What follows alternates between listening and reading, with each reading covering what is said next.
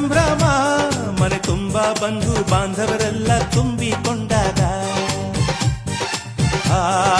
ಎಂತ ಸಂಗಮ ಶುಭ ಲಗ್ನದಲ್ಲಿ ಗಂಡು ಹೆಣ್ಣು ಜೋಡಿಯಾದಾಗ ಶಾಸ್ತ್ರೋತ್ತರ ಕಲ್ಯಾಣ ಏನ್ ಚಂದ ಕೇಳಣ್ಣ ಭೂಮಿಗೆ ಸ್ವರ್ಗಾನ